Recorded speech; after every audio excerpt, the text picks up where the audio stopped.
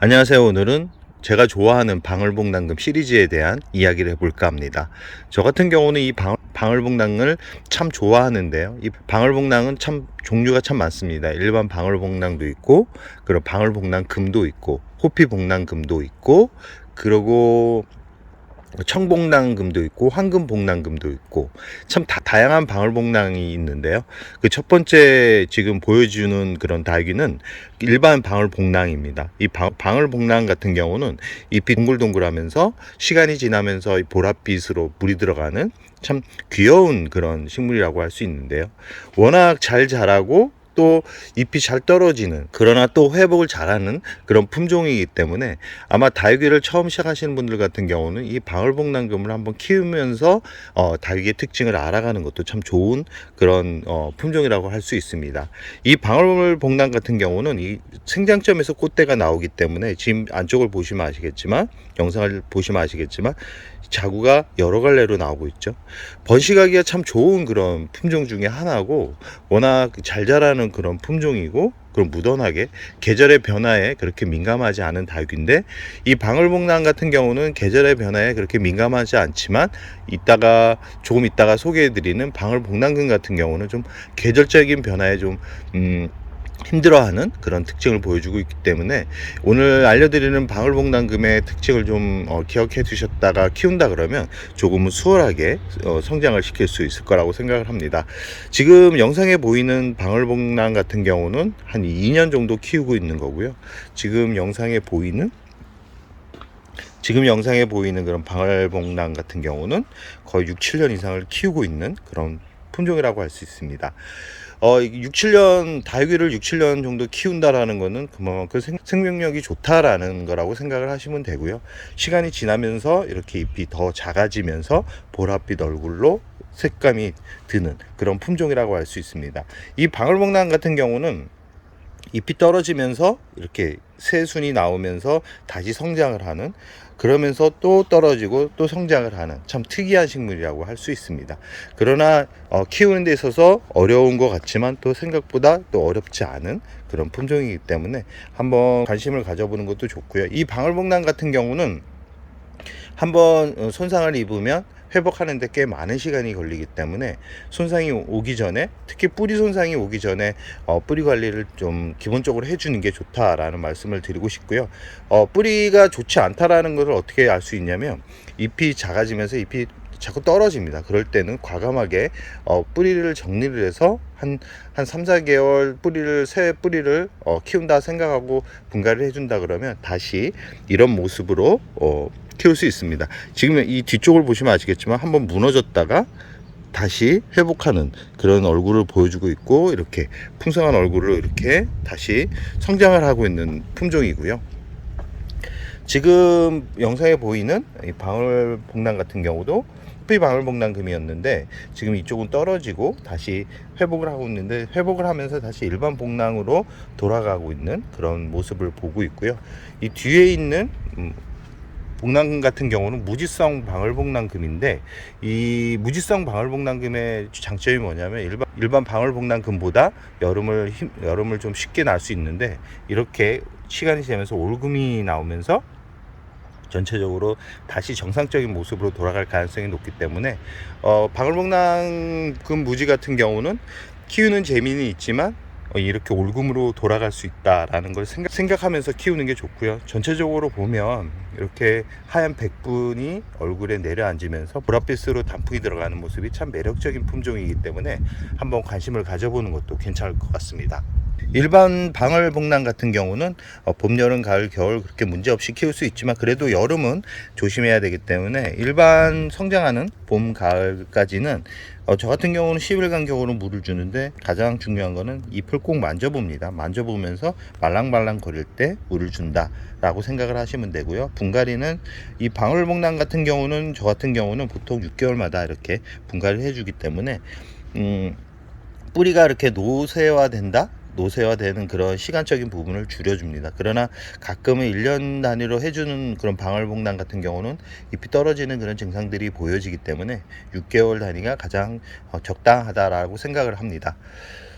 두 번째 보여드리는 방울복랑 같은 경우는 호피 방울복랑금입니다. 호피 무늬가 참 예쁜 그런 특이 희귀식물이고요. 호피 복랑금 같은 경우는 일반 방울복랑과 같이 이 계절적인 변화에 그렇게 민감하지 않습니다. 봄, 여름, 가을, 겨울 두루두루 잘 키울 수 있는 그런 품종이지만 방울복랑과는 좀 다른, 그리고 방울복랑보다도 성장이 더 빠르고 더 풍성하게 성장을 시킬 수 있는 그런 품종인데, 희귀식물치고는 참 키우기가 쉬운 그런 품종이라고 할 수 있고요. 단풍이 들어가면 이렇게 보랏빛으로 아주 진하게 단풍이 들어가고요. 똑같습니다. 방울복랑과 똑같이 생장점에서 꽃대가 나오기 때문에 번식하기에 참 수월한, 그리고 풍성하게 키우기 쉬운 그런 품종이라고 할 수 있고요.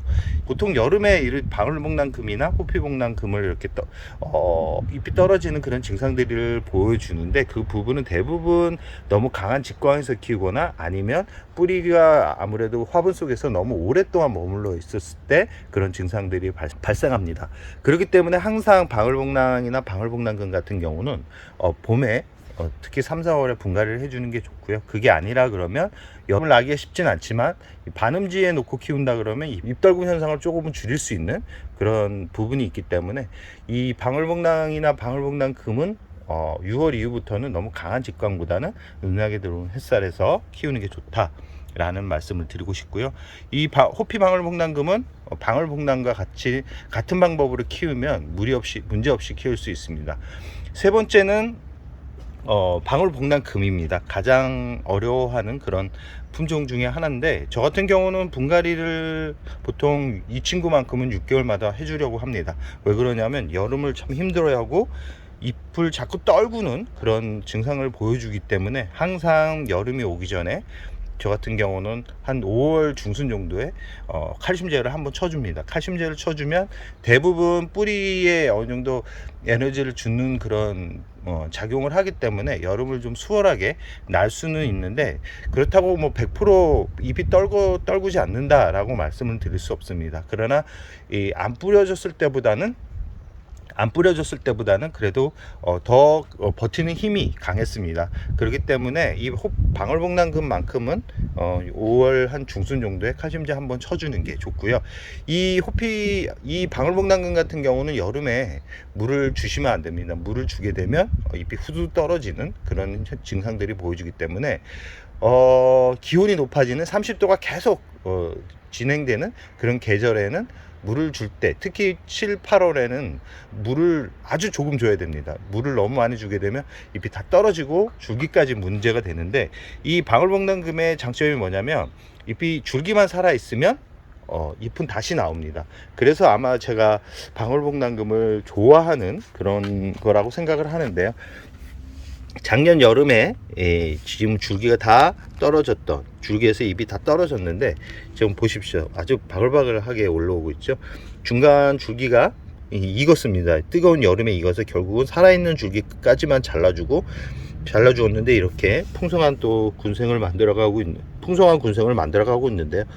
지금 자구를 키우기 위해서 강한 직광보다는 이렇게 햇살이 조금 들어오는 곳에서 키우고 있습니다. 햇살이 조금 들어오는 곳에서는 잎이 이 빛을 받아들이기 위해서 조금씩 잎이 커지는 그런 작용들을 하기 때문에, 잎이 작다 생각하시는 분들 같은 경우는 꼭 음지에서 키우시기 바랍니다. 음지에서 키운다라는 거는 뭐 햇살에 나중에 햇살 적응 훈련을 해야 되겠지만, 이 순간순간 당장은 잎을 키우는 데는 아주 좋은 방법이기 때문에 서서히 나중에는 햇살량을 늘려가면서 이 잎을 어느 정도 다져지게 만드는 그런 환경을 만들어주면 되기 때문에 조금은 잎이 작고 회복하는 단계에 있는 그런 다육들 같은 경우는 이렇게 음지에 놓고 키우는 것도 괜찮습니다. 세 번째는 청복랑금이라는 품종인데요. 이 예전에는 희귀식물이었는데 지금은 뭐 워낙 다양하게 판매가 되고 있는 그런 품종이라고 할 수 있습니다. 이 친구 같은 경우는 일반 방울복랑과는 좀 다릅니다. 일반 방울복랑과는 잎이 좀 납작한 그런 특징을 보여주고 있는데, 아마 교배종으로 태어난 그런 품종이라고 할 수 것 같습니다. 잎이 납작하고 이 보라색으로 단풍이 들어가는 건 똑같습니다. 진한 녹색이 더 강하게 발현되는 그런 품종이라고 할 수 있고요. 아직까지 1년을 키워보지 않았기 때문에 정확하게 이 친구 같은 경우는 어떤 성장을 하는지는 자세하게 이렇게 말씀드릴 수는 없지만, 실질적으로 이 친구도 아까 방울복랑과 이 호피복랑금과 같은 그런 특징을 보여주고 있는 것은 확실합니다. 제가 봄에 분갈이를 해주고 나서 그때 뿌리를 많이 제거를 했거든요. 근데 거의 한 1개월 정도 지났는데도 물을 주면, 이쪽에는 물을 끌어올리는데 아래쪽에는 아직 물을 끌어올리지는 못하는 걸로 봐서는 완벽하게 뿌리가 자리 잡지는 못한 것 같습니다. 그만큼 뿌리가 자리 잡는데 꽤 시간이 걸리고요. 이 친구 같은 경우도 생장점에서 이렇게 꽃대가 올라오는 친구라서 꽃대를 빨리 잘라주게 되면 양옆으로 해가지고 자구들이 많이 태어납니다. 이 중간 부분을 적심을 했거든요. 적심을 한 부분이기 때문에 이 적심을 하면 옆 부분으로 해서 이렇게 풍성한 군생을 만들기가 아주 쉽습니다. 특히 방울복랑 같은 경우는 생장점에서 꽃대가 나오기 때문에 중간 부분을 잘라도 그렇게 밉지는 않은데, 너무 긴 상태에서 중간 부분을 잘라버리면 미운 얼굴이 되기 때문에 낮은 상태, 줄기가 낮은 상태에서 적심을 하면 더 예쁜 군생을 만들 수 있다라는 거 꼭 기억해 두시고요. 그리고 마지막으로 소개해드리는 복랑은 이 황금복랑이라는 품종인데요. 이 황금복랑 같은 경우는 아까 청복랑과 같이 이 교배종으로 태어난 그런 품종이라고 할 수 있고요.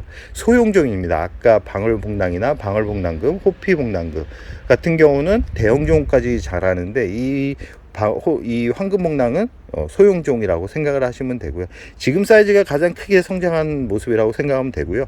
잎도 다른 방울복랑과는 다르게 아주 작습니다. 그리고 줄기 또한 두껍게 자라는 게 아니라 가늘게 자라기 때문에, 이런 이 줄기가 가늘게 자라는 그런 품종들 같은 경우는 물을 너무 많이 주게 되면 이 웃자람이 많이 발생할 수 있는 그런 품종이기 때문에, 이런 황금복랑 같은 경우는 물을 최대한 줄여가지고 주는 게 좋다라는 말씀을 드리고 싶고요. 이 황금복랑 같은 경우는 보시면 아시겠지만 아주 황금빛색으로 단풍이 들어가는 참 묘한 매력을 가지고 있는 품종이고요. 여름을 그렇게 힘들어하지는 않습니다. 여름을 힘들어하지 않기 때문에 굳이 환경을 바꿔주면서 위치 변화를 주면서 이렇게 키울 필요성은 없고, 방울복랑과 비슷하게 키우면 된다라는 말씀을 드리고 싶고요. 전체적으로 방울복랑 시리즈 같은 경우는 물을 아주 좋아합니다. 물을 좋아하지만 또 생각보다 또 물에 약한 그런 이중적인 그런 특징을 가지고 있지만, 그렇지만 성장하는 단계에 있어서는 물을 굶기지 않는 게 좋다. 그러나 7, 8월만큼은 물을 최대한 아껴가지고 이 잎이 떨어져도, 잎이 시들거려도 아주 더울 때는 물을 주지 않는 게 좋다라는 말씀을 꼭 드리고 싶습니다. 오늘은 방울복랑 시리즈에 대한 이야기를 해봤습니다. 워낙 무던하게 잘 크고 계절의 변화에 민감하지 않고 초보님들이 키우기 좋은 그런 품종이기 때문에 저 또한 워낙 좋아하는 품종이라서 오늘 소개를 해보았습니다. 그럼 오늘의 영상을 여기서 마무리할까 합니다.